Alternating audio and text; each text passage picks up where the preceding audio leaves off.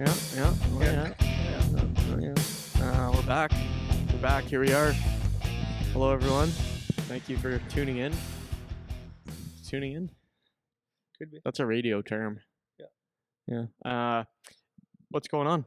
How are you? I'm good, man. Season starting up this weekend. Yeah, You're I'm excited for it. You're excited? Had some 2 preseason games I watched last weekend, and then Friday the boys start. Yeah. I was saying to one of our, so we have a guy that trains here that's in the process of becoming an NHL referee, which is cool. Yeah. And we were talking yesterday when he was here, and I was saying it's hard to stay on top of all the guys because now we have guys in every league basically. Yeah. So we'll have OHL, NCAA, and then we have BC, AJHL, MJHL, OJHL, GOJHL. What else? U Sports, USHL. USHL, NUL, and NHL. Yeah, it's like I'm trying to keep tabs on like all the scores and all the everything. So I have to go up like 15 different websites to check scores and stuff. And but it's great, man. It's cool. I was saying it's crazy how many leagues there are that I was just unaware of. I was saying this when we were talking yesterday with one of the dads that was here. Yeah, I was just like, man, like I vividly remember like on the phone turning down offers to go to the BCHL because I didn't know anything about it. I was like, that's like far.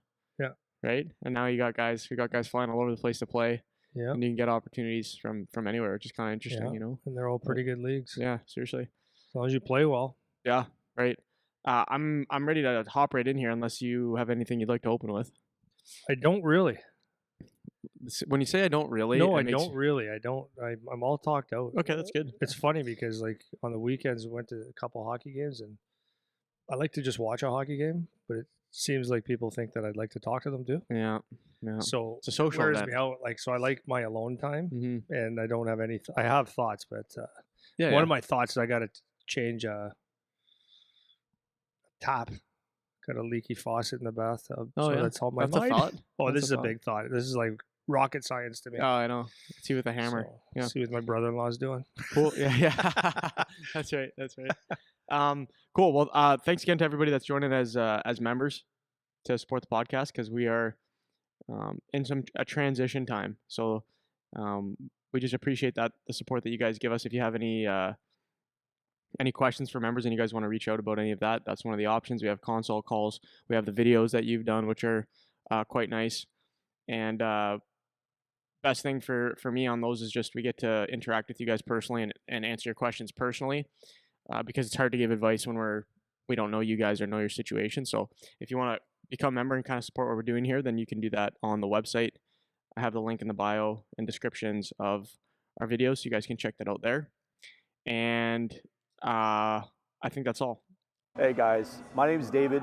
For the last roughly year or so, I've been a member of the PowerTech podcast, and I've trusted Eric and Andy to help me as a hockey dad, raising my kids and trying to figure out the answers. I don't have all the answers, and it's a great source of information, and it's an area where I feel comfortable leaning on to help me make better decisions. With that said, one thing I do know about is supplements. I find it's hard to navigate the whole supplement world and make sure that you're using products that work, that are effective, and again, are science research based. Blue Star products, incredible brand. Their products are based on research, science, the products work, trademark patent ingredients, and you can find all of the research just by scanning QR codes that are right on the back of the product. Thank you to Eric and Andy for their podcast. I think it's amazing, and definitely give Blue Star products a try. I'm going to start on the topic today. So I'm going to be doing a lot of yapping because today we're going to be talking about nutrition. And I found on Google that this is one of the most searched topics when you look for like youth development. Is youth development nutrition, youth development like meals, youth development like meal planning, like learning about that stuff. Yeah, it's one of the most searched topics, which I find pretty interesting. I'm going to tell a quick little story about why I want to do this today. I mentioned in the last episode, I think, or 2 episodes ago, how when we talk about anything hockey related or training related or any topic, but for us it's hockey related usually, how you need to be careful with terms you use because you can assume that kids understand the terms that you're using, but they might not. So when I kind of have realized this or re-realized this over the last several weeks because I now have a couple of young groups again after getting out of the off season, and when I'm explaining things to them, I take for granted sometimes that they have a little bit of an understanding of certain things, and they really don't. And one of the things that I revisited again just this past Monday, we were talking about different macronutrients, which we're going to touch on today, and certain things that I took as a given, like they just know what these things are, they didn't know, and that was from kids as young as grade 5 all the way up to my high school kids that were grade 10, 11. And I would have expected for the older kids that maybe they have heard some of these terms or they know some of this stuff, and they didn't.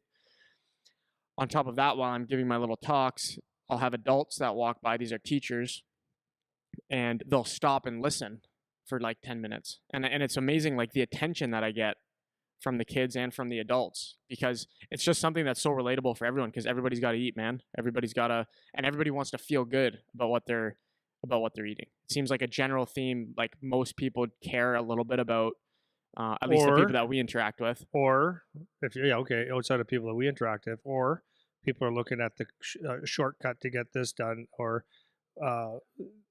2 months to this, all that stuff. So people are interested in nutrition, maybe not interested in following it, or they are looking at it, right? I had a conversation yesterday with a good buddy of mine who listens to the podcast, and he's going to be 50 in a couple months. And he goes, man, it's hard. It's hard to keep it off right now. And I go, well, you're getting older and stuff, but he goes, like, it's hard to keep the belly down. And he's not fat in any way, but he's noticing it for himself. And there you go. There's a guy that's, if you give him a nugget, he'd probably go nuts on it. And this is a fit person. So everyone's looking for it. It's the give a shit meter that makes a difference, I think, at that point. Yeah, and that is like precisely what I noticed. There seems to be just an interest for it, and at all levels, young to old, everybody is something that they care about. So, so that's kind of my little inspiration for the episode today. We haven't done a nutrition episode in a while, but I think it's important because we take for granted a lot of things that people, as coaches, it's hard to know. Like I say this all the time about you and me. We'll be talking about stuff and be like, how do people not know this? And it's like, it's not their world, man. It's not their world. So it's understandable when you take a second to think about, yeah, you have a job, you have 2 kids, you have all this stuff going on in your life. You don't have time to also know this other thing. Well, as are people that said, "What are you're changing a tap today? Big deal." Yeah, it's not my world. Exactly. So this is the nutrition to me. Yeah. So I want to start kind of going through some of the stuff, and I'm going super, super basic here. I'm going to go back to just starting terms, because one thing, again, that I noticed, I mentioned this last episode, is when we talk about definitions of things, people don't know what the definitions of words are, even if they kind of know what it means.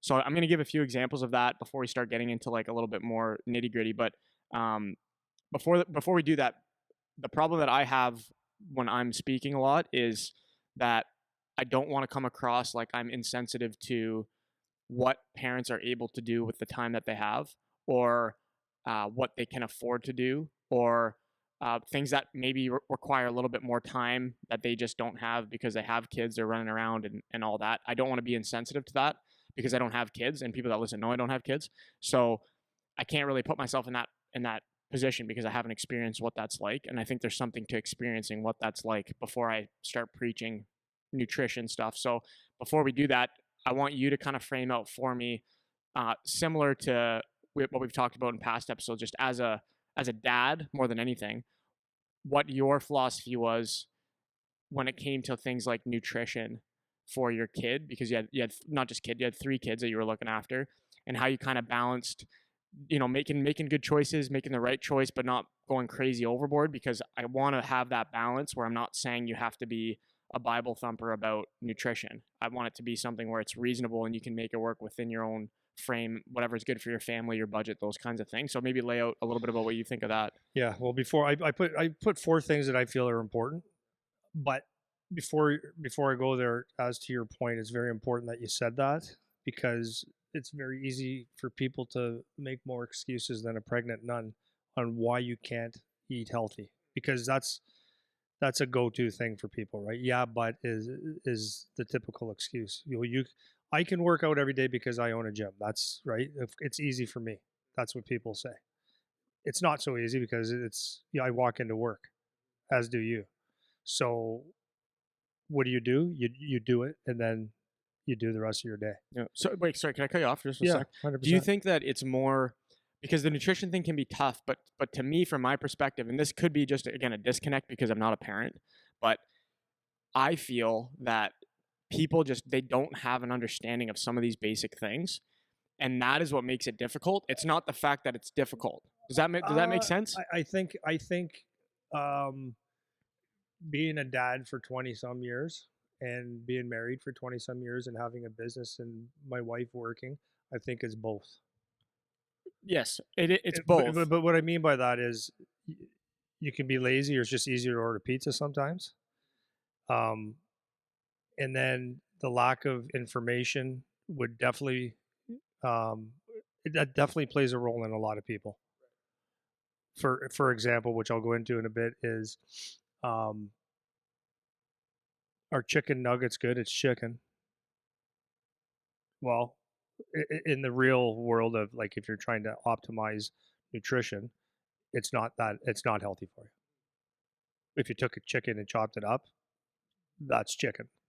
So it's but you're right. There's lack of knowledge. Wait, sorry, do you think it's more my point is not that it's one or the other. It's that I don't think nutrition stuff is any more difficult than any other change that you'd be trying to make. So like if for example they as a family you decided, okay, we're not going to use plastic anymore because plastic's bad for the environment if you think that, right? So making that change, like making good nutrition choices to me would be no more difficult than making that kind of change, right? You need to gain some knowledge about what can we use as an alternative to plastic in order to make that change as a family. When it comes to nutrition, I don't see it as much different, but I feel like the barrier to it can be a lot more or presented as a lot more challenging when I talk to parents and talk to people. And I think it's a little bit more because they just kind of don't want to, as opposed to, That's what I'm saying. you know, It's mostly more excuses than a pregnant nun, right? Yeah. I'd have a 6 pack, but do I have to give up beer? That's like go to, right? Yeah, but I like this. Well, can I still have that? It's like you already set yourself up for failure. Even though it's not failure, but you already make excuses. And if you don't make a decision, and we'll go into it more, like because it doesn't mean that everything changes. It's just making, like we talk about it before, lower hanging fruit. Start with that and get going. But to your point though, is there's a lot of people that the terminology, what is protein, what's good for you, like a lot of people don't understand that. Um, let's say we're having burgers. A burger can be a very healthy thing, and I'm saying including the bun. It can be a healthy thing if you take actual hamburger and maybe instead of high fat, you go with the lean. You could stuff it with mushrooms and like grind it up mushrooms and stuff like that. Put veggies into it, grill it, and you have just a good quality protein with veggies in it. As opposed to taking it out of, you buy frozen burgers and put it, that's a whole different burger. That's not the same. So I think a lot of people don't know the difference between that, what goes in it. Basic things like how much water and all that kind of stuff. So I think people don't know a lot of the times. And then the other side of it is the excuses. I don't have time.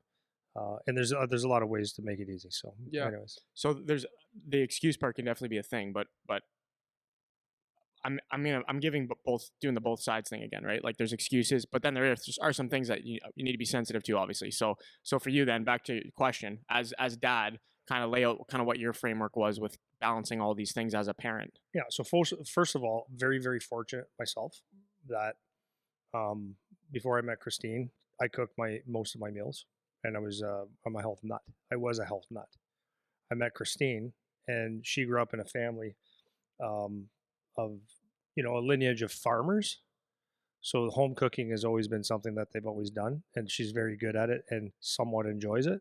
So it's actually a way that we can spend time together. And then we look at it like, we want to feed the kids properly and ourselves. I mean, I don't want to walk around looking like shit, right? I want to look like Melted candle. yeah. I don't want to. Yeah, I don't want to be. I don't want to be built like a melted wax candle. Um, and outside of the performance and stuff, because I work out and I had to stay in shape and stuff like that for my job and for hockey, and that's part of my life. It just made more sense to me, and I feel better. And then I wanted my kids to do the same thing, but it wasn't even like we taught it that much in the beginning. It was just that was presented. Having said that, I'm going to tell you how we did it. Okay. And again, for people listening, um, I'm not perfect at all. Um, and I'm not preaching. It's just what I did with my family. True story here. Okay. All right. So first thing I did, I put down here is as we cooked most of our meals at home. So the first heading I would say, if we were to call it that, is cook meals at home and using whole foods, not processed foods, most of the time. Yes, have we had chicken nuggets because, here you go, kids, it's quick, put it in the oven. Yes, we have done that, but not very often. We've cooked meals at home with healthy foods, and healthy doesn't mean like, like it's a perfect meal. I'm just talking about if we had meat, it was actually meat. If it was chicken, it was chicken. It wasn't chicken nuggets. It wasn't chicken burgers and like the stuff that has all the salt Yeah, and we'll all the talk more about it. yeah. Yeah. And that's most of the time. So I would say in our family that would be 90% more, probably more. So we knew. So when the kids had something to eat, even if it was like, I don't consider this healthy, but it can be, like spaghetti, right? So you got that, like the pasta is not the most healthiest thing, but it's okay. We had that once in a while, but it was like we make sauce from scratch, and a lot of people would think that um, making a sauce from scratch is hard. It's like it takes zero time. Like all this stuff takes no time. So that would be my first thing. So what am I talking about for foods? It's like meat, veggies, fruit, eggs, lots of water. That's the crux of our eating for the most part. Fruits, vegetables, meat, and eggs. Too many meals are eaten outside. So like, and it would be very, very easy, especially with three kids running around, right? Be very, very easy to just go to McDonald's on the road or wherever people go all the time. And when we're on the road, like we do, but we're a little bit more choosy most of the time, and we don't have to have three meals out and all that kind of stuff. So, but the problem with eating out all the time or eating processed food is you might not know what it is. I remember going out and like a couple times going to this place, is really good salad. After I had this salad, I'd be like, I am so full. Like I felt like shit. It's a salad with like, I mean, a little bit of chicken on it and stuff. Then you think it's like, oh, what oil are they using? Are they using the proper oil? And you know the answer, the cheap one, right? Um, and then foods that are everything that's wrapped. Like if it comes in a wrapping, it's like it's not real food; it's processed.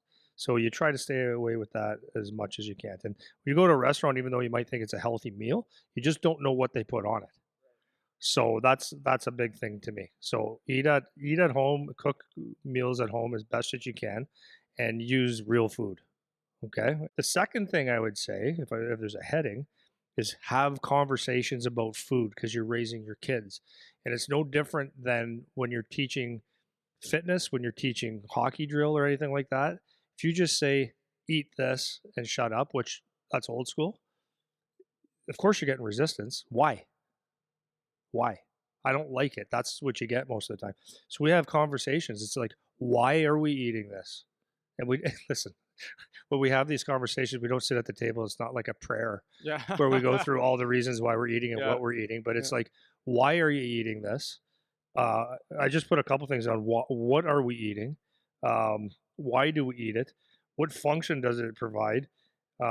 Meaning, if you're eating like what is that? What's the chicken? What are the food groups? It's protein, is it right? It's a protein. If you're eating the veggies, like what is that? What's a carb?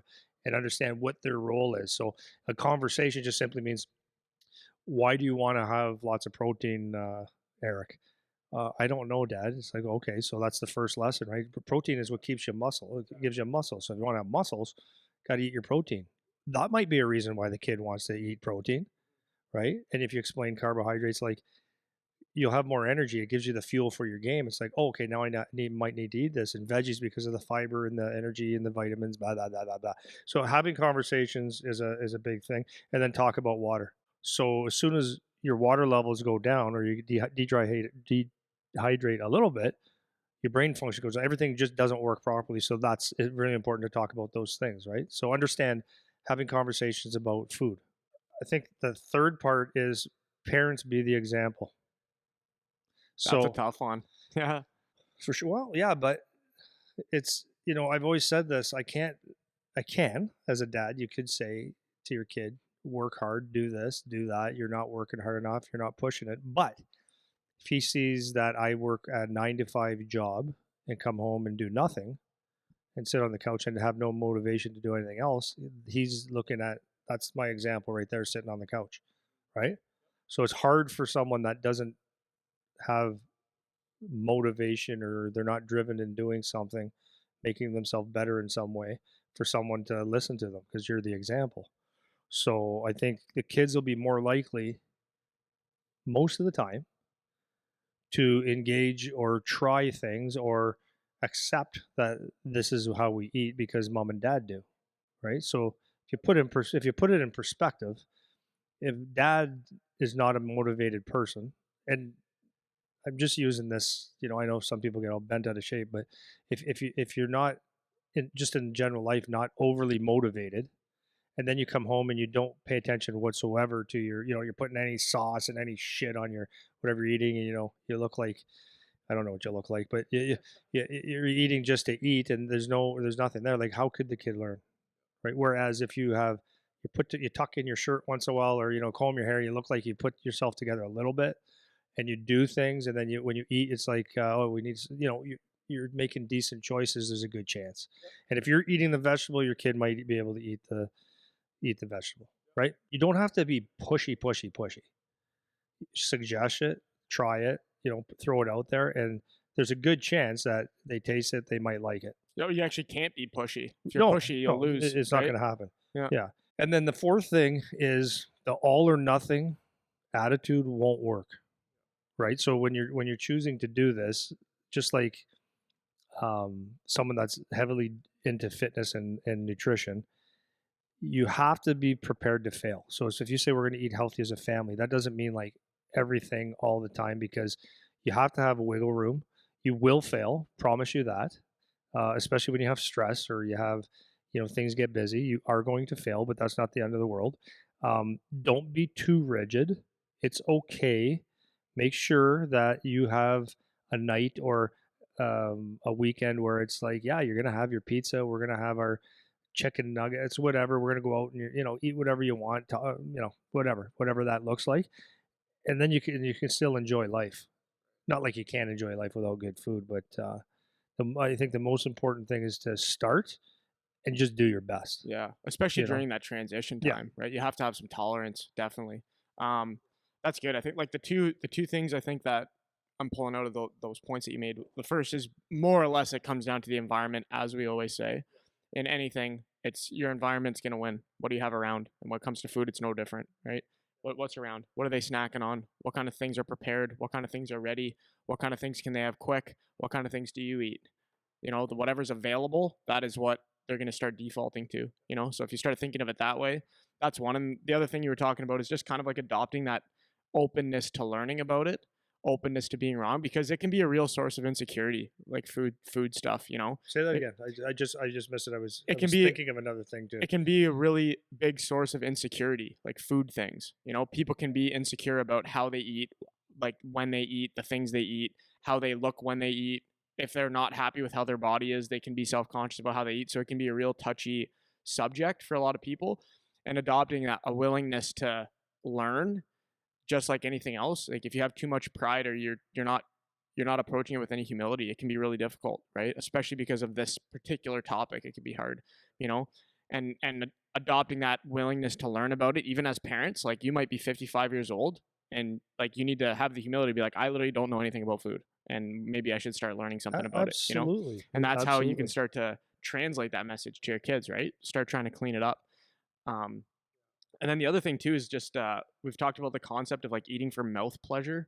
Like this is a big problem. Like this is something that um, people do not really understand. Maybe no one has ever framed it this way for them, but if you eat for maximum mouth pleasure, then you're not eating for maximum performance. You're not going to be optimizing your performance, because a lot of times the things that taste the best oftentimes come with a lot of feeling poorly afterwards. Not all the time, but a lot of the time. So if you have a choice between something that tastes the best or something that feels the best to eat, you're looking at very different foods on average, right? So that's an important concept to start to deal with too. It's like we're not eating to be in the maximum pleasure state in the moment of eating all the time. That's not the point. We're especially talking about athletes. Yeah, oh yeah, for sure. Yeah, that's right? especially true.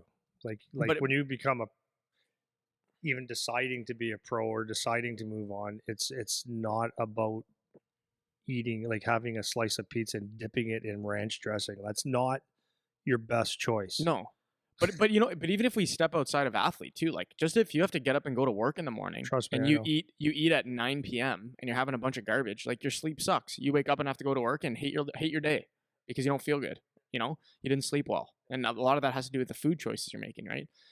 But anyways, my point being, teaching that as a philosophy, it's like we don't eat for mouth pleasure. Sometimes we do, but the point of eating is to feel good. That is actually the point, and perform well in whatever you're doing. That's the point of eating. It's not to be 100% satisfied with how it feels in your mouth, right? That's not the point.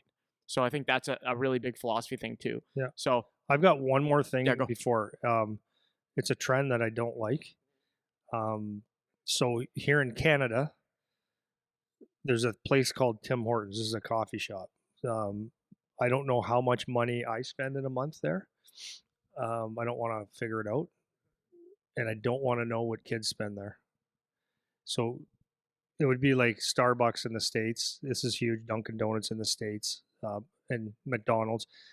Kids go to school these days, and I've seen this, a lineup before school, at lunch, and after school.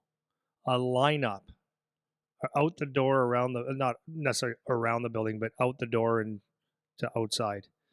And the first meal of many, many, many kids' day is one of these frappuccinos or lattes and iced coffees with all the sugars and the sweets, and maybe they get a bagel, maybe they get whatever. That's not good, and it's not good not just for for a lot of reasons. It's not good. It's number one, the nutrition is horrible. You're setting up horrible habits, because once you start drinking, it's like, why do you think people decide that they're just going to smoke for the rest of their lives? No, they had one. One, it means two. Once you have one or two, then it means I can, I've had one, I have another one. All of a sudden, that's how people start smoking, right? So all of a sudden, a kid can't get out of bed without having a $5 coffee, which is the next problem. It's crazy expensive. So kids spending paychecks at Tim Hortons or McDonald's, it doesn't make any sense. So anyways, that's a trend that if you can start with that with your kids, that would be great. Like, those are just habits, right? It's that preparation thing too, Yep. right? Just being prepared Yep. with what you're eating. So I digress now. Yeah, that's okay. I want to talk about some of these just like base. I'm going to start with just like basic terms that we talk about, because this was the thing I noticed with talking to these kids, is that I would say a word like we're throwing around a word like healthy or like whole food or like something that's good for you or whatever, and people don't know how to define these things. So like I want people, if you listen, I'm going to start on the word healthy, right? So if I ask, because I did this with the class the other day, ask, okay, how many of you guys know what the word healthy means? Okay, now people listening, when I ask that question, you can do the self-experiment. Do you know what the word healthy means? Like, how would you define it? If you had to explain to me what healthy means, what does it mean, right? So everybody puts their hand up that they know what it means, and people kind of get in terms of eating. Yeah, in terms of eating, Yeah. what is healthy for you, right? What is healthy to consume? And everybody kind of has an idea of sort of what it means, but people cannot explain it. So I did that experiment. What does healthy mean? Everybody, or do you know what healthy means? Everybody puts their hand up, and I say, explain what healthy means. And I get things like something that's good for you. I'm like, okay, well, what is good for you? Like, what does good for you mean, right? And then they'll say something like, well, vegetables. It's like, okay, that's an example of something that could be good for you. But what does good for you mean? How can I tell whether or not something is healthy? What is the metric? And for a lot of people, even just listening to that right now, you might be like, oh, wow, like I actually don't really know how to explain what that word means, because most of the people that I've asked, adults included, cannot explain that word to me, right? So this is how I started my first nutrition talk with these guys, is what makes something healthy, right? And sometimes they'll say something like, well, it's not processed. There's another term, processed, right? Where you might not even know what the word processed means. I'll get to that one after. So if we start with healthy, the way that I define it, this is the definition that I give them, is something that is nutrient dense. So for every calorie, which there's another word, for every calorie that you eat, Are there a lot of nutrients in that calorie or are there not? Right? And nutrients, there's another term. Do we know what nutrient means? Which most of these kids don't even know what that means. Parents listening right now, what does the term nutrient mean? Do you know what that means? Right? So I started with that. What is healthy? And I give them the definition of something that's nutrient dense. Then we go to nutrient dense. What does that mean? Right? So something that's nutrient dense, the way that I define it, if you look it up in the dictionary, it could be different. But for me, for the purposes of how we talk about it, nutrient is just something our body needs to perform well. That's how I define it. Something our body needs to perform well. So if something that's nutrient dense, that means it has a lot of that, has a lot of nutrients in it. Okay. So those are two huge terms just to start that people don't really know what they mean. So hopefully that's helpful in helping you understand what that means. So now if I ask the question, maybe you can answer this one. What do you think? I want you to say, what do you think the normal person would say? And then you can give like what you think if you want to. If I ask, this is the next question I gave them, is what is more healthy, a piece of chicken or a salad? What's more healthy? What would most people say? Most people would probably say the salad. Right. Absolutely. And that was exactly what happened. So I surveyed the class. What's more healthy, piece of chicken or a salad? I'm like, okay, well, the actual term or the actual answer, as we say with most things, is it depends, right? Because if we have a chicken nugget, like your example, versus piece of grilled chicken off the barbecue, that's two very different things. If I have the salad that I made at home with fresh veggies, oil vinegar dressing, versus I get the Caesar salad with all the shit from the restaurant or from the grocery store down the street, that's a whole different salad, right? So you could have a piece of grilled chicken could be healthier than a salad, right? A salad could be healthier than a piece of chicken. It just depends on what exactly we have in the item. That's the question, right? It also depends on what source of nutrients do you need. If you just eat Absolutely. salad, then you probably get pretty slim, Exactly. but you won't have a muscle.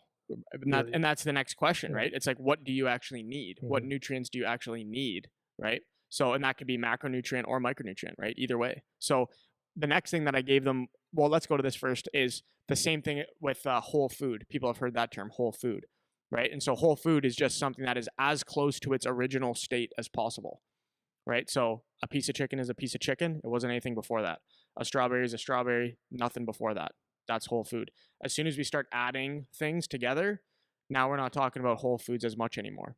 You know, and there's obviously some exceptions. Like if I add some spices to a piece of chicken, that's not that doesn't mean it's not a whole food anymore necessarily, right? But there's some exceptions. But in general, that's kind of the rule of thumb. So the next one, that this is a tricky one too, is something that's processed, because processed is always negative when people talk about negative. It's always something that is processed is going to be something that's not good for me. So I gave them an example. I said, okay, if I have some kind of bowl of fruit, let's say berries, some sort, that's whole food. That everyone would agree that this is good for me, this bowl of berries or whatever. Yeah, sure. Okay.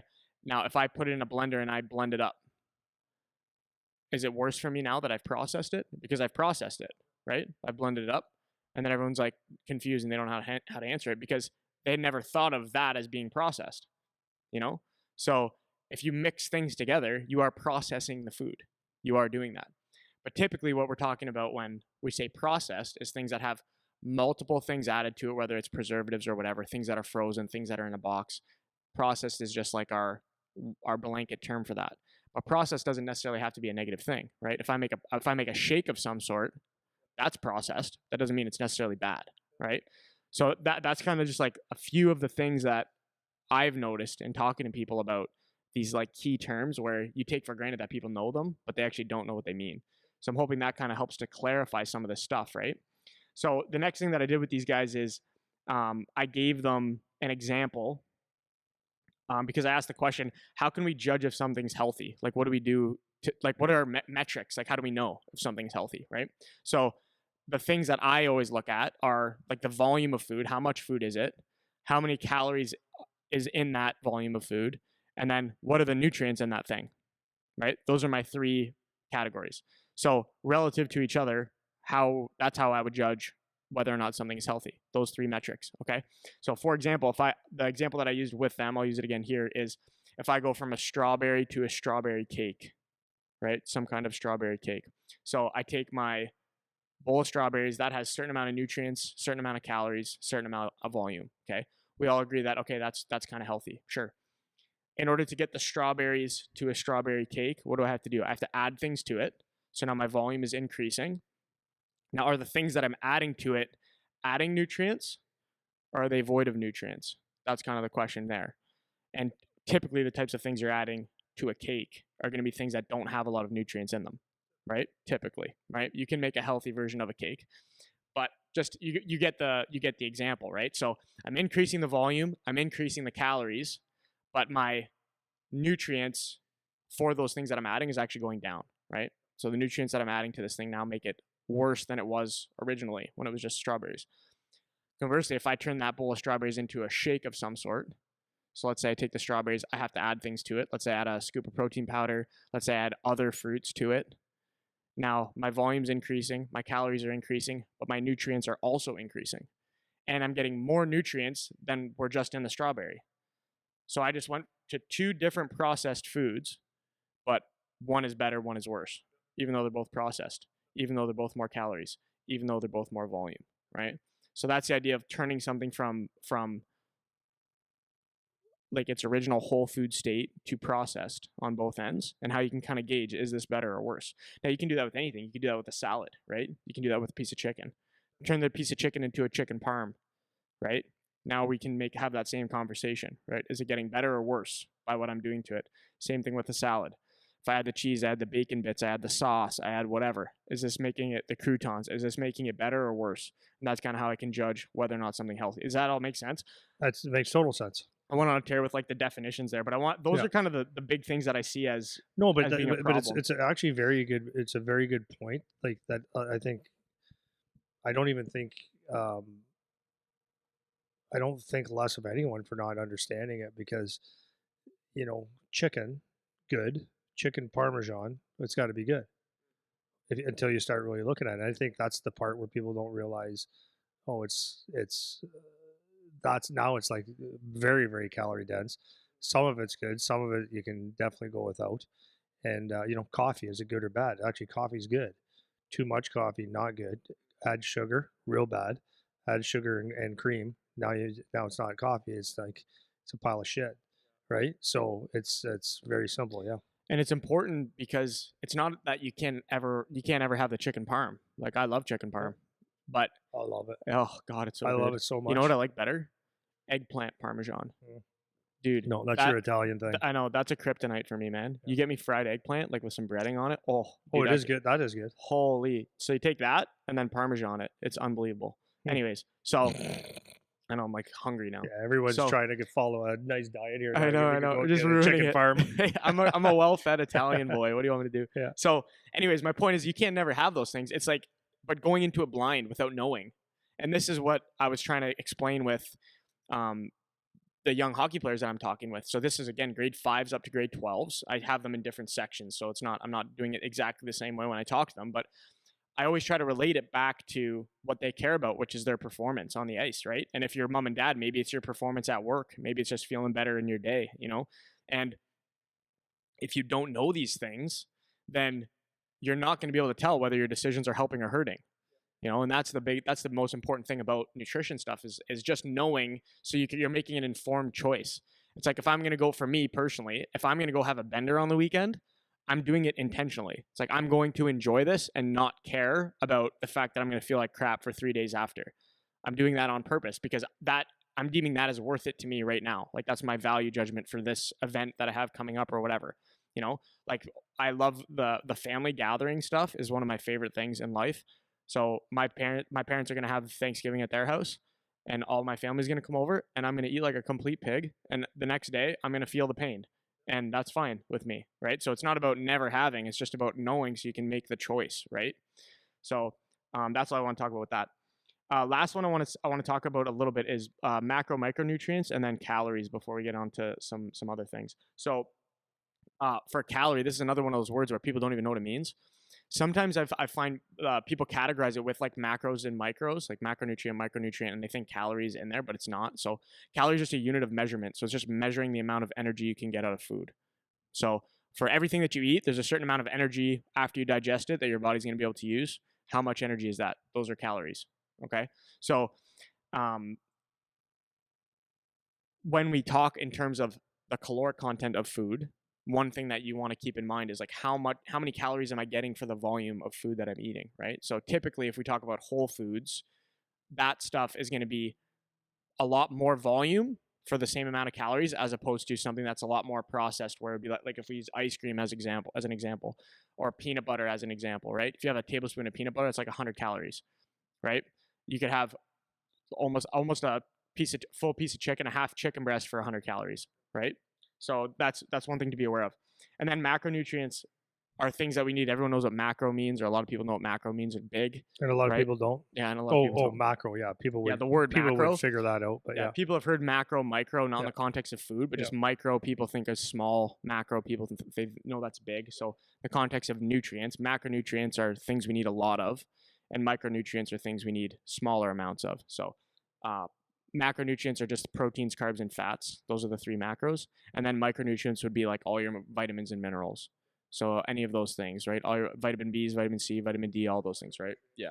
So those are the key terms, I guess, is kind of, and those are important to know, because now when you're looking at what you're eating, you can make decisions about what is this giving me, which is really important in the context of athletes, in the context of performance.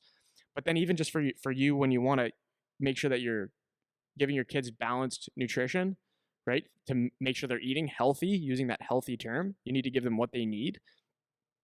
You can't make the choice if you don't know what's in the food, man. So it's an important thing to have a little bit of knowledge about. So the next thing that we talked about, or that I want to go to, is just talking about those macronutrients. So that's protein, carbs, fats.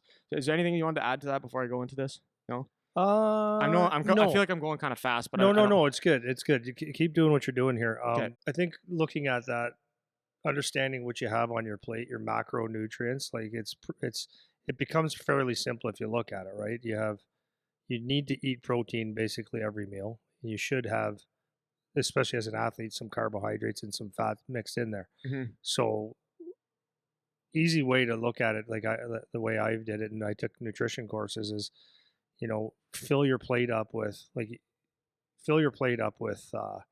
a nice chunk of protein, and then you can't have really too many vegetables. So that's just like good and healthy for you, and it gives you all your minerals and all that kind of stuff, and your phytonutrients and stuff. So it's like it's good to have. Like you don't want to take, like, a potato is a carbohydrate, a French fry is also a carbohydrate, but like that, keeping it whole is a lot better too, right? Yep. So, anyways, you keep going. You're doing good, bud. So I want to talk about those things now: protein, carbs, fats. Yeah. The analogy that I give when I start talking about these things, because these are, again, words kids have heard: protein, carbohydrates, fat. For protein, the analogy I gave them the other day, which I thought was kind of good, is if you've ever seen a house being built, right? Before it's done, the first thing they do, they dig the hole, whatever. Then they do foundation and the frame, right? So they'll do the foundation, then they have the wood frame. That's your protein. So protein is the framework of everything, because it's not just muscles that it's for. It's actually for everything. So protein builds everything that makes you you. Yeah. So what does it mean? First, I think. First priority. Yeah. Right. So that's where that word comes Latin, from. I think. Yeah. Latin or Greek for first priority. That's the actual translation of it. So to your point, every meal we should be having protein. Now, the things that make up proteins are amino acids. That's another term that people have heard sometimes, amino acids. And those are just chains of organic things. Normally it's like carbon chains of molecules, to get a little sciencey on you. Those things are going to build the proteins. Now, it's important that that part, even though it's a little sciencey, is important, because the reason we have to eat certain foods is to get those amino acids so we can build the proteins. That's the whole point, right? So we talked the other day with the kids about different protein sources, and normally protein sources are going to come from animals, and there's some that you can get from plants, right? Yeah, one thing that I read a long time ago in Charles Poliquin book, he was a major one of the best trainers in the world. He explained protein real easily. It was if it walks, runs, flies, or swims, it's a protein. If it's not, it's not.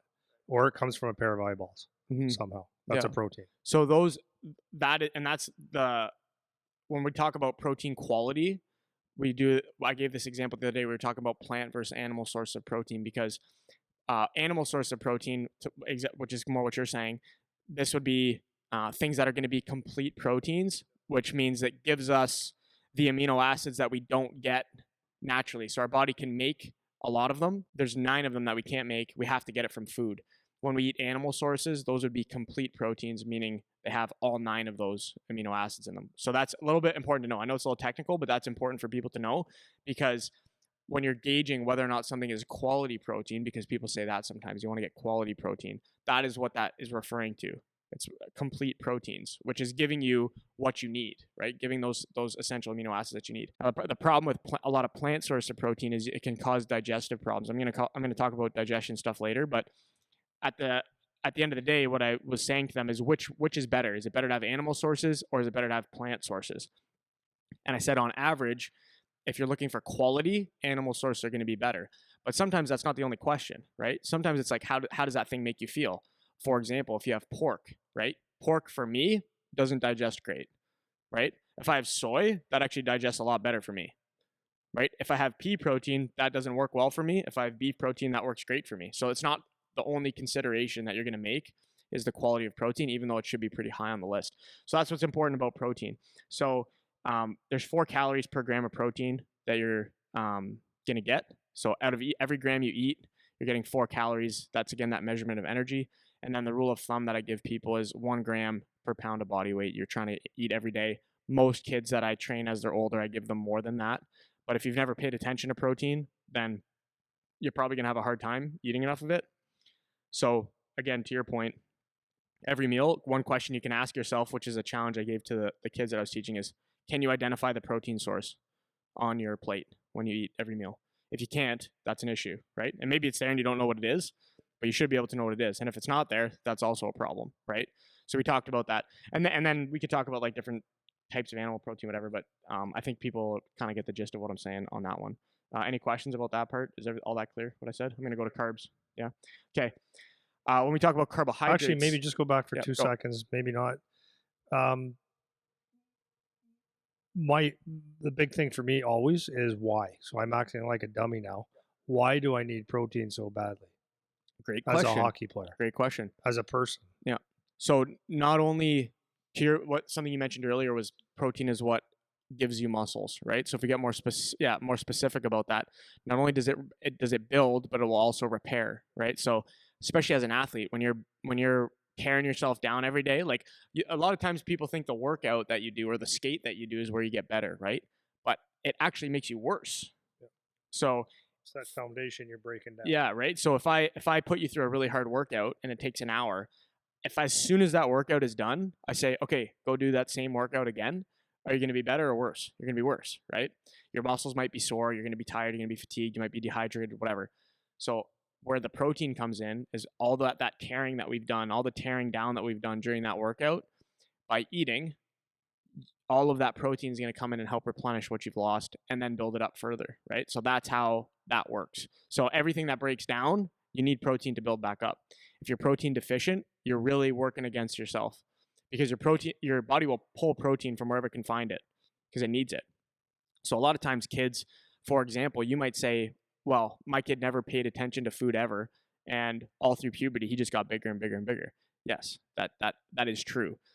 Yeah, that's called puberty. But are they getting as much out of it as they could have, right? Had they done some of these things. And that's kind of where that protein stuff comes in, right?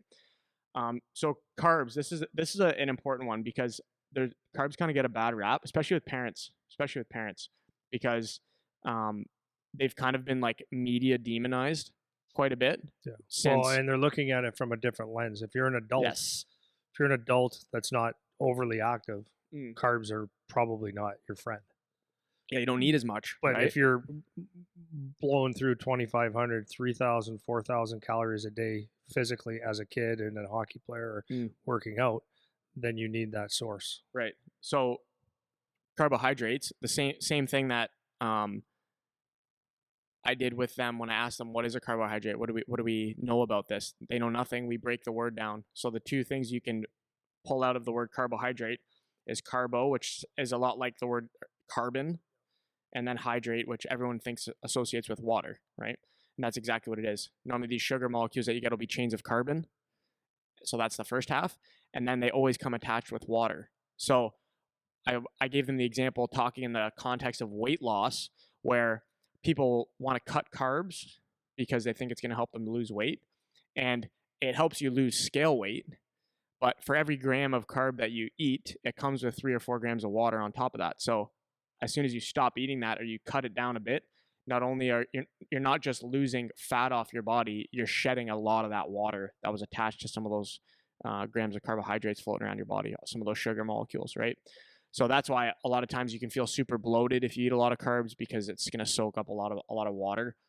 That can contribute to that. So that's where a lot of people don't really necessarily understand that if you stop eating carbs, you're just flushing a lot of water is what you're doing, right? Because in a pound, for you to lose a pound, that's 3,500 calories you need to burn. So sometimes I gave kids the example too of if they weigh themselves in the morning and then they weigh themselves again before they go to bed. I remember doing this when I was a teenager. It's like sometimes I'd be up like 8 pounds, 9 pounds. It's like, did I gain 9 pounds over 24 hours? It's like, no, I didn't, because I would have had to eat 3,500 times 8, 9, 10 pounds, whatever it was, in that day. Like I didn't eat and do nothing. Yeah, I didn't eat 35,000 calories that day, right? So a lot of that is just water or volume of food. Those are things that make you go up in scale weight, right? So anyways, carbs, it's a main source of energy. It's always going to prefer that. That's what it's going to go to, because sugar is the easiest molecule to break down. It's the easiest thing for your body to break down. So it's going to always preferentially go to that. That's not just your muscles, that's your brain. That's everything goes to that preferentially, right? So if you don't eat that, or your kids don't get enough of that, then when they have to go perform, they're going to run into an issue. So the other analogy that I used in terms of their performance is, when you're going to play your sports, your muscles are what's doing the work. If you think of your muscle like a balloon, eating carbs is what inflates the balloon. If you don't eat carbs, that balloon's going to be deflated. So there's not a lot that can be done if you don't have that. It turns into glycogen. That's the word.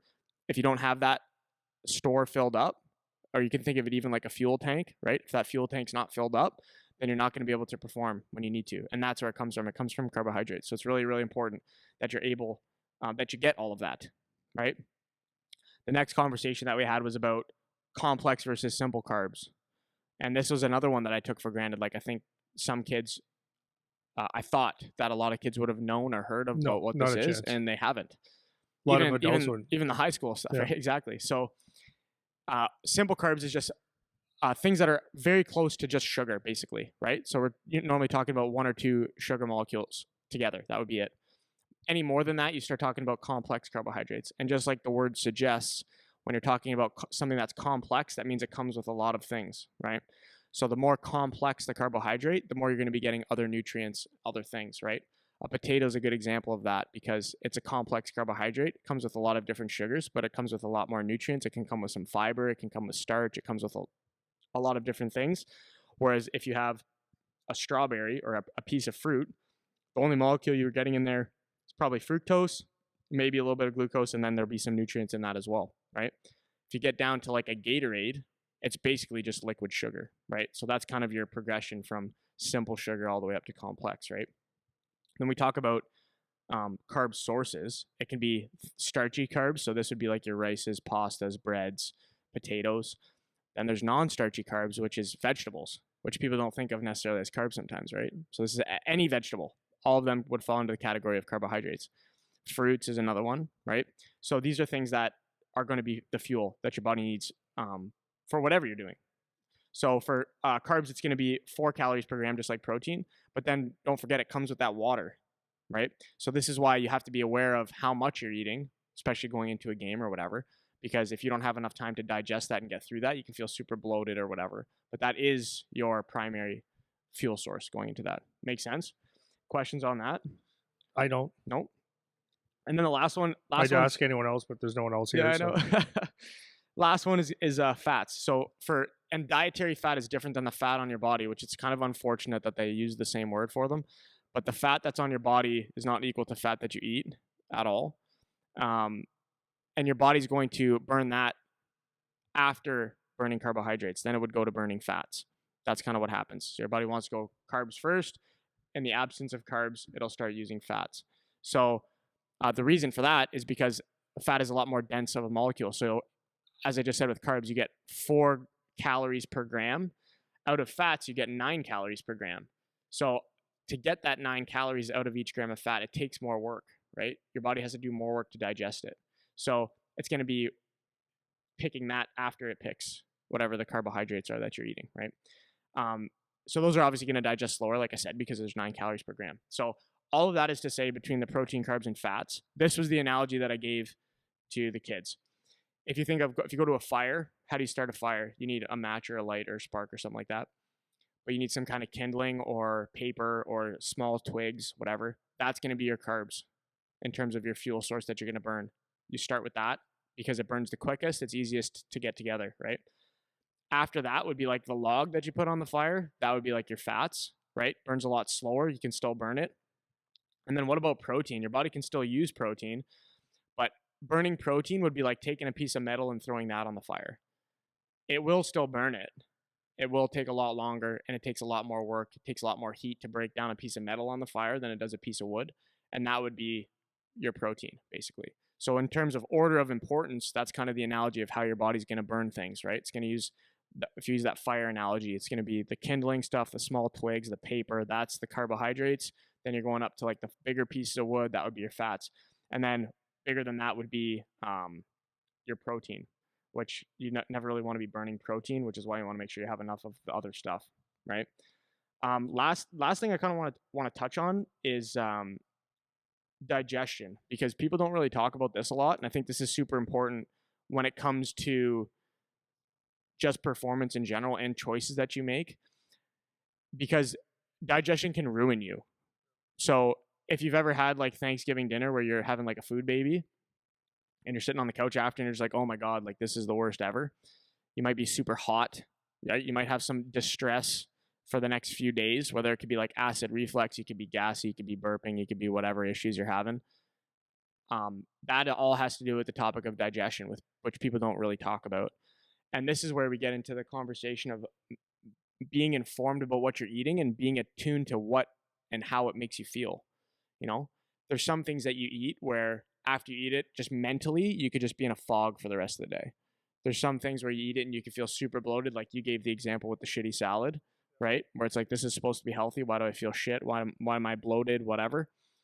And that all comes down to how you digest certain things. And it can be very, very different individually. So for me, for example, I'm Italian. I'm like full Italian. My parents are all from Italy and surrounding region. My body just genetically is built to handle certain nutrients better than others, to handle certain food sources better than others. I had a kid in the one class that's from New Zealand. I'm like, this kid's got a totally different lineage than I do. His body is built much differently than mine is when it comes to handling different types of food, right? So being aware of how things that you consume make you feel is, I think, super, super important, because that can lead into your games. And this was a huge mistake that I made when I played, is I would go into my game sometimes just feeling like, from a digestive perspective, like not ready to play at all, you know? And you don't want energy going towards that when you have to go perform. And that goes for anyone, for parents as well. Like when you eat things, how does it make you feel? Like that is an important question to ask. It's not how does it make you feel in the mouth in the second that you eat it. It's how does it make you feel an hour later? How does it make you feel 2 hours later? Are you lethargic? Do you feel like you need to nap? Are you brain foggy? Are you cranky? Are you tired? Are you having some kind of bowel problem? Like these are the kinds of questions you actually have to ask yourself when it comes to nutrition. And that is where you can start to, with your kids at least, you can start to teach them some of these things, because now you're going to be aware of these things. And if you've never heard this before, you've never paid any attention to this, like start paying attention to it just right now, because there's a lot of things you can change with how you eat that don't have to be crazy. It's just that you don't even know what to look for. And maybe if you know what to look for a little bit now, maybe you can make some better choices, right? So that's kind of my spiel with all that. I know I was yapping there for a long time, but all these things right up to the digestion part can be big factors for how you're going to feel, how you're going to perform, and what you end up learning later on as you continue to grow as a human and integrate some of these things, nutrition protocols, recovery protocols, training protocols. All these things play a part in your ability to go on and feel good and perform well. So it's important that you are paying attention to some of this stuff. I got like 3 things I want to finish on, and then I don't know if you have anything you want to add before I do that. Add. I'll just do an interjection. Okay, go. If that's the word. Is one of the big things, like, and this isn't how to take care of your family, but although maybe it could be, is when I took my nutrition course, the first thing they asked was, what do you think about food, and how do you think about, and why do you eat it? And I was like, what are you, like, is it the course I'm taking, a psychological course? But actually that it's actually what it is. And one of the things that, if people paid attention to what they eat, why they eat, how they feel when they eat, you would actually make different decisions, because what you're doing is you're detaching yourself, because eating many times, like you said, mouth pleasure is a emotional decision, or a stress decision, or a boredom decision. So not that you do this every single time, but if you are aware, and just try this on yourself one day, and when you're sitting around, you say, I'm going to go grab something to eat, just pause and say, why am I getting something to eat? Or pay attention to when you do it. And then if you ask yourself, well, I'm just bored, or I don't know, because you're probably not necessarily hungry, then you actually can detach yourself and look and say, okay, I'm eating because I'm sad. Like, maybe you're sad, or you're just emotional, or you're bored. If you can recognize that, maybe it could stop you from going to the fridge at that one time, or making a bad decision. Or when you're sitting at night, like for me, if I sit at home, like if I come home early, and if I throw a TV on and I sit there, it doesn't take long before I want to start creeping to the fridge or to the cupboards and start looking, because it's just an act of boredom and something to do with habits. Of course, I'm aware of it. It doesn't mean I stop myself, but I'm aware of it. And I think if people just actually started seeing, why do I have a coffee first thing in the morning? Why? I ask that question every day, and I'm not going to give it up. I like it. But why do I need it? Not even close. Not even close. Mm-hmm. Right? Yeah, so, absolutely. That's a good just point, man. Just being aware of things. And that's the thing, is like, most of the time when you eat, and that's players too, like after, before a game, right? Like, why do they stop at, like we talked earlier, Tim Hortons to get a crap drink? It's just a habit. They ask, is this helping me, hurting me, or why am I doing it? The answer would be, I don't know. Right? You don't need that. There's other things that you should be drinking or having that would be actually more beneficial. So, like, mindful eating, very important. Yeah, and it takes a certain kind of brain. Like, it's all this stuff that we talk about, even just with, like, related to hockey. It's like, you have to ask questions, man. You have to want to know why. So wrapping up for me, I got 3 things I want to finish up on as kind of takeaways. The first, because I put a lot of information into this, and I don't want to overwhelm the listener. I was trying to be, like, not super in depth on it, but hopefully there's enough there where if you have follow-up questions, whatever, you can ask. So first, the whole point of this episode is just to kind of understand how your body uses fuel. That's kind of the most important takeaway from this. And I'm hoping that understanding, like, some of these words, some of the terminology will help you to do that. The second thing, as just the takeaway, is to focus on protein first, because, like I said, that's the foundation, right? Back to that house analogy, where it's the foundation and the frame of the house that's not built yet. If you don't have that, then everything that's on top of that is going to be weak, right? And then the last one is that digestion question, because I think that's an untapped area that people don't really think about a lot, is how does what I'm eating make me feel from a digestive perspective? That's a really important question to know, because that can inform your choices a little bit better. And if you value not having the mouth pleasure as number one, then I think that is going to put you on the right path to start to think of food appropriately in the context of performing well, right? Because if your go-to is always maximum taste good, then that cannot also be in line with maximum feel good. There's too much contradiction. It can still taste really good to eat what we would say healthy is. It can still taste really good, or eating for maximum performance. But there's a reason why, like, combining carbs and fats together tastes amazing. So I can turn any dessert you want into a protein dessert. It's just not as good. It's just not as good. Absolutely not. Right? It can scratch the itch, but it's just not as good. So if that's what you value, how does this feel in my mouth right now? then you're going to be running into some issues because that can't necessarily align with how does this make me feel? How does this make me perform? Right. So those are my three takeaways, right? So understand how your body's using the fuel. So I've explained the fuel types to you guys, protein, carbs, and fats, right? Second one is focusing on protein, because protein is going to be your foundation for everything. And then when it comes to your carbs, fats, and protein, how are you digesting that stuff? How does that stuff make you feel? Those are my kind of three big hitters to take away from this episode. So hopefully that kind of that stuff kind of makes sense. Like I said, I know I kind of buzzed through that quick, but and I tried to put a lot into that, but hopefully it gives a good foundation for that kind of stuff. Is there anything you want to say or you want to finish up on? A couple things. Okay. Like I'm going to add, like you've been yapping all day. I'm sick of hearing it. I know. No, Jesus it was Christ. good. You did a very good job there, Eric. I loved it. It's good. It's always nice to go over things too, right? Because it's good to have, like you're very dialed in your nutrition, and I kind of am. But it's so good. Like you got a good grasp on this. Obviously, you're good with the Thanks, kids, dude. No, but you're really good with the kids with this stuff. Like it's really interesting to watch when the kids, like this is why school could be so awesome if it's presented the right way. I was literally just thinking this today. You know what I mean? Yeah, watching these it's like kids if you today. present it like and you interact and you tell them the why, it can be so awesome. And then, anyways, you did a great job. I love it. One of the things that rebuttals is if you haven't ever really eaten healthy, the first thing people say is like healthy, gross, healthy, plain, healthy, eh.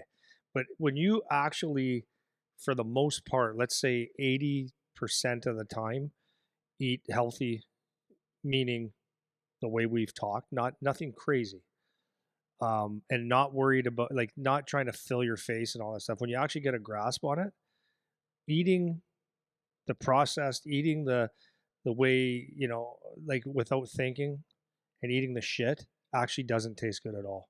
Like I don't enjoy, no, I shouldn't say that. I prefer to eat healthy. I prefer to have a nice salad with chicken or veggies with meat. And that's what I prefer. Like you value better. It more than the other. No, I find it tastes better. Okay. I find it actually tastes better. Yeah. I find like, because if I, you wolf down a burger, yeah, it's good. Like you have a good burger and stuff like obviously it's good. Yeah. But I don't feel as good. So you have like the taste and the feel are so locked together for 100%. You now that it's just not worth the other thing. Right. I totally get that. I like eating, but I prefer, except for like when you're going to just let's go have a couple beers and a burger or whatever, a pizza and a burger. It's an event. Okay.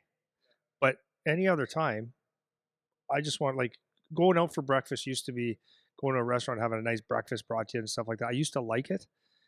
Now it's like, well, for a long time, it's like, those potatoes and all the shit that come with it, it's like, I don't feel good. Like throws my day off. Yeah. So for me, having, like, I make my own omelets every single morning. Like when I bring them in here, I do it up the way I want. It's the right amount. I feel great and I function and I'm never full.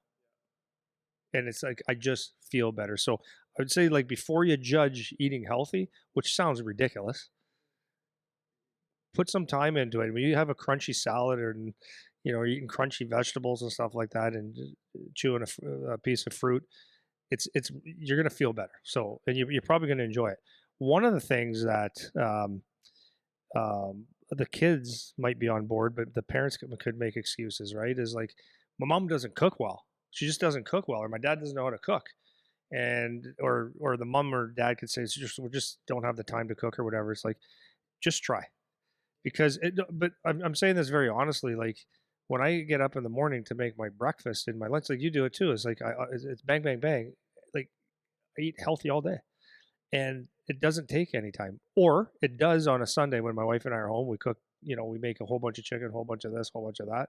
And then we just grab and go every day. It's not that hard. Now, if you don't have real knack for cooking, honestly, I don't know. Try it. Like throw the barbecue on and throw a piece of chicken on. If you taste the chicken and it has zero flavor, I get that. So what can you do? Like, you can marinate it in in spices and like maybe a little olive oil or some kind of healthier sauce. Fire it on the grill and it'll taste good and you'll get good at it very quickly. Yeah, sorry, I want to just interject because this is again where it comes down to what are we valuing, right? Because if you're trying to prepare a meal to be like the top dish at the keg, it's like you're not going to be able to do that without a lot of time, a lot of effort, a lot of whatever. Cooking simply can still taste really good, and it doesn't have to be that. Is it going to be like if you make a steak at home, is it going to be as good as the one from the keg? Probably not. But Well, you're no, not. it's not drenching it in butter. Yeah, right. But you're not doing it the same way because we have a different goal now. We have a different goal, right? So you don't have to be like, I need if for me to cook, it has to be as good as the restaurant I had on the weekend. It's like that can't be what the goal is, right? So I just want to throw that out there because I think that's another mental frame. It's like I need to make these complex things that are really fancy, whatever. It's like you don't have to do that, Yeah. right? And so even if you're a shit cook, this is something that I learned. Like if there's like a meat that I don't like the way it turned out or something like that. You take the meat, chop it into small pieces, throw it in a freaking bowl of rice with some vegetables. You'll never know the difference, right? I mean, there's a lot of ways to hide it. Like my wife started doing this years ago. If and this is like extreme, but she likes pleasing people with food, right? So whenever she makes rice, most of the time she cooks it in a broth instead of water, and again the rice Tastes great. tastes great. Oh, So yeah. little things like that. There's little tricks. Air fryers, Yeah. unbelievable way to cook food. You can't screw it up, guys. Yeah. So and it's Go on quick. the internet, man. Look Yeah, something up. yeah. No, it's really good. So, do I have a little Yeah, bit go of ahead. time? No Okay, rush, no so rush. I'm just adding to some of your Yeah, stuff. good. There's pressure from players. Friends always go to McDonald's, Tim Hortons for all that stuff, and I just feel like I can't. Um, you know, and pressure's real. Pressure's real, right? If we go out for lunch and everyone's having like as adults, as everyone's having beer or going out for dinner, you have beer. It's like I'm gonna just have water. So you make a decision, right? And you live by it. But um, if you can walk out of the door the best prepared that you can, you're going to be in better shape. So like as a hockey player, maybe it's you make your breakfast sandwich at home. That way you don't have to go to eat something else. You can make a coffee, or you can make the iced coffee at home, or you can actually buy iced coffees now. And then also, or do one or the other. Don't have both. Like just try to improve it a little bit, right? You can do that. So like pressure is real, and and manage it. That's not. It's easy to say. Um, so you might feel like you're missing out. Okay, that's another one that I put there. What if I have cravings? Ah, that's a great What if I have question. cravings? Like, how do I avoid that when I'm trying to eat well as a family? Yeah. Do you want me to answer that? Yeah, go ahead. Okay. So, well, for me, the first thing to know about cravings, number one, is that if you crave things, that means that almost 100% sure that you're deficient in something in your diet normally, right? So if you have a lot of people say this, I have a real sweet tooth, or like I have a real, I'm not saying no one ever has a sweet tooth, but I'm saying more times than not, it's that you're deficient in something. Normally it's protein. So that's the first thing, just to know about cravings in general. It's like, oh, I crave this, I crave this. If you're having a lot of cravings for things, particularly like sweet, junky things, right? Not even sweet, it could be sweet or salty, whatever, just like you're craving crap. A lot of times that comes down to you're deficient in something, right? Now, if you don't want to fix that, and now the question is just like, I have cravings, or you do fix it and I still just have cravings, what do I do? To me, there's two options. One is you have a set time where that's acceptable, like you build it into your lifestyle, right? Whether it's like like my parents do this thing, and they're by no means like the nutrition gurus, but they try to eat pretty healthy, they try to eat pretty clean, they don't keep crap in the house. And then if they have a Saturday night, or they're a Friday night when my dad's done work or my mom's done work, they come home and they're like, want to go get something? Let's go get something. They go get something and they enjoy it. There's a time for them, right? That's one. The second thing that you could do is this, again, these are just my opinions before you answer, is just making upgraded choices with with the craving, right? So instead of having like I said, if I could remake any dessert to be like a protein dessert, right? Is it as good as the one that's horrible for you? No. But if the cravings are a problem, where it's like you're doing it frequently, then you can just start to upgrade some of those things. So instead of like the brownies all the time, figure out how to make protein brownies, right? Instead of having the bag of chips all the time, there's veggie chips that you can get that that taste really good. They don't have to taste like crap. and you can make little upgrades, right? Instead of going to buy whatever the chocolate bar is, find a protein bar that you like. Like, these are ways you can upgrade choices. Make protein pancakes, man. I'm the pancake man. I love pancakes. So sometimes I'll make protein pancakes because that's just a better choice than me going out and having a stack of 15 from the diner around the corner, right? So those are my two rebuttals to that. Those are my two ways that I would think about it. Yeah, I don't know the answer. My answer is you say it's deficiency. I would say yeah. I would also say that it's habit mindset. Because I know for me, when I get bored, or the other thing is, I've said this a million times, if I go sit somewhere and there's a table full of like yeah, me snack too, stuff, man. Just pick. I'm done. Yeah. I am done unless I step away and do something else. I will eat. And it's like I don't even want it, dude. I'm not bragging. I know. If it's in the house too, if Yeah. it's reachable, Yeah. I guarantee you, I will find it, or else I'll be sitting there, scratching my eyes out, like, okay, don't, and I fight it, or I'll suck water back. But it's like, if I know it's around and if it's in front of me, I'm going. There is no chance. We were after a game the other night in Guelph. The boys had to go upstairs and sign some stuff for people, and one of the dads, well, a couple of dads, because they were emptying out the rink, and they gave everybody like McFadden. He listens to this, by the way. He was standing there with a pizza. He bought 8 hot dogs. He goes, "Hey, do you want what they're giving them away?" So I'm like, "No, yeah, okay, yeah, exactly. It's there." I could have There's the walked away. environment, man. Yeah. So it's a really tough thing, but like for me, it's mindset is a big thing.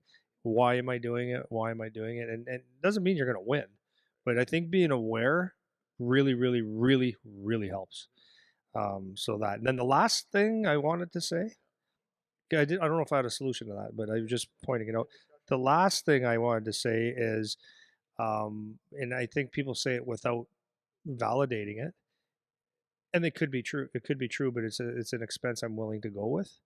Is people say that whole food or like healthy food is more expensive than packaged, processed, craft dinner, and yeah, obviously. And my argument would be, and I'm not saying you spend the money on it anyways, or because that's just some people have a really hard time managing it. But again, if you have a car, you don't, you have to put fuel in the car for it to run properly. You have to change the oil. You have to do the right things, and your body is the most important thing. And we say that, but I don't know how many people actually live that, right? And I'm not judging. It is what it is. It's an expense for me if it is more expensive. Like I'm not saying you have to go out and eat. You got to go to Whole Foods itself and get the organic this and organic that. I'm not saying that because I don't even know if that's true, right? Like But what I'm saying is if like you can take a couple pounds of hamburger and go a long way. It's real food, and you can and vegetables and stuff like that. It can go a long way. Potatoes. It's not rice. It's not expensive, in my opinion, for the benefits that you get out of it. Well, my two rebuttals on that front is, number one, well, first thing, eating cleaner like that makes you fuller for longer. Like, you need less food, number one. But put that aside. Number two, like the thing that you can gauge for yourself is like what do you value spending money on? That's kind of like just a philosophical question, because maybe you could afford to if you didn't do like some other things, which that's up to you. That's your choice. That's your life. You do you. But that's a question to ask. Now, if you can afford to maybe say, okay, well, instead of that, I'd rather do this. That was one thing that I changed for myself, because going through university, I had a very different financial situation than I do now. So I had to make certain concessions because I just didn't have the money to do it. But I always valued food. Like, that was one thing that I was not willing to spend on. Now, for me, I'm not buying grass-fed, grass-finished. I don't do that, right? So you don't have to go like the crazy opposite end of the spectrum where you, like you said, you buy everything organic and all this. You don't have to do that. But maybe it could be just a value thing. What do you value spending money on? If you say, I do really value this, but I just can't afford it, then I go back to my upgrade choices, right? If you go to the frozen food section and you're always buying pierogies, well, maybe you start buying the frozen chicken instead, right? Price is the same, right? Price is the same, better choice, or similar, whatever, right? So you can always go to that. Like, work within your means. Like, no one is saying Eggs aren't that expensive. Eat even, lots of but eggs. this is what I'm saying. Like, you can just make a choice that's a little bit better. So if you buy a certain kind of yogurt, for example, and it's like low protein, high sugar type yogurt, go buy the Greek yogurt. Higher protein, same price. They're written right next to each other, right? The ones that you can buy. So if you buy plain yogurt, it's less expensive than flavored yogurt, and you can add your own flavor stuff to it. You know what I mean? So there's upgraded choices you can make, because yeah, you want to be sensitive to people. If you can't afford to shop on the outside of the grocery store and you have to go through the aisles to get snacks and stuff, it's hard to make. You got school lunches you got to make, you got all this kind of stuff, 5 kids, Yeah, whatever. I get it. Right? And that was and I do have some perspective on that, because there's 4 kids in my house, right? My dad was the only one that worked, and there's 4 kids. Well, my mom ran the business with my dad, so I shouldn't say that. She kind of didn't. Yeah. Right. So just work within what you got. But if you got to make an upgraded choice, then that's the way that I would default to it if you're stuck, right? Because you can always do something a little bit better than you're doing it. So, the last thing, just for me, then I can stop speaking. The meal planning thing is huge. Doing things in advance, so you have things ready. And then the leave off here is right along the lines of what you were saying. Is it's not about being perfect. It's not about never having a bad thing. It's not about only buying the things that I just said. It's not about any of that. It's about knowing the difference.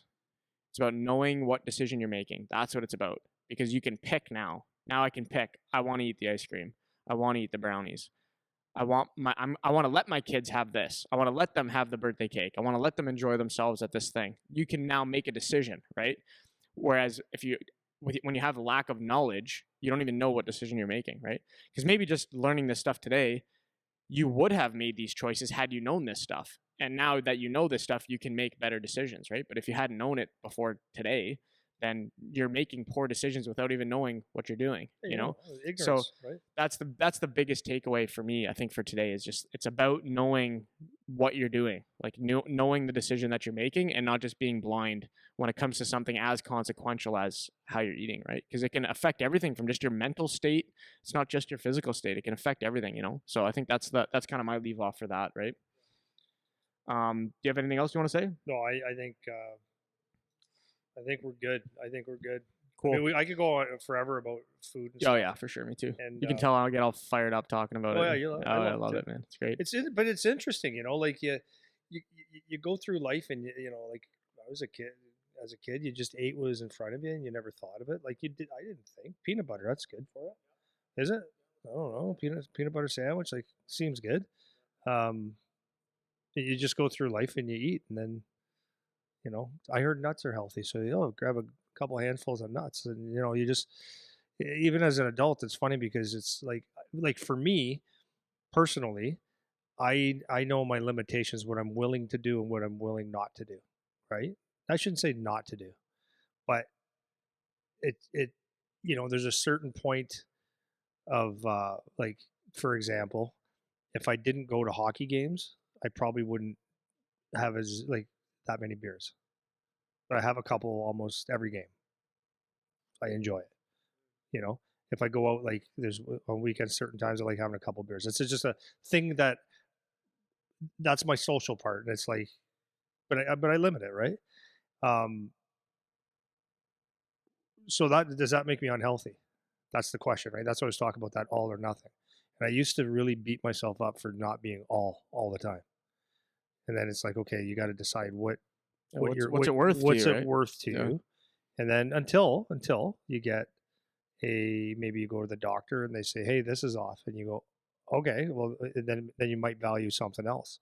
So now, as a hockey player or a family trying to build a hockey player, like the nutrition piece is huge, you know. And you get to the NHL or junior, it's like it's your performance, like the food makes a huge difference.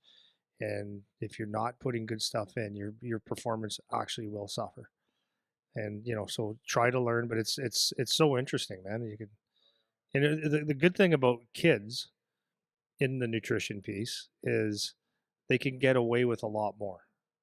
Like with, you know, you can get away with Kraft dinner or in the States they call it mac and cheese, you know, like a lot more often than you and I can. right? Because they're burning it off and stuff. But again, it comes down to the nutrients. There's nothing in there that's going to be quality. It's just calories. Yeah. Right. Right. So anyways, I'm done. No, that's good, man. That's good. I appreciate all you guys listening to me yap. I know I talked a lot today. So hopefully that was interesting, a little different flavor. As we always say, thank you for listening. Thanks for the support. Thanks to the members for making all this happen. And we'll see you guys next week.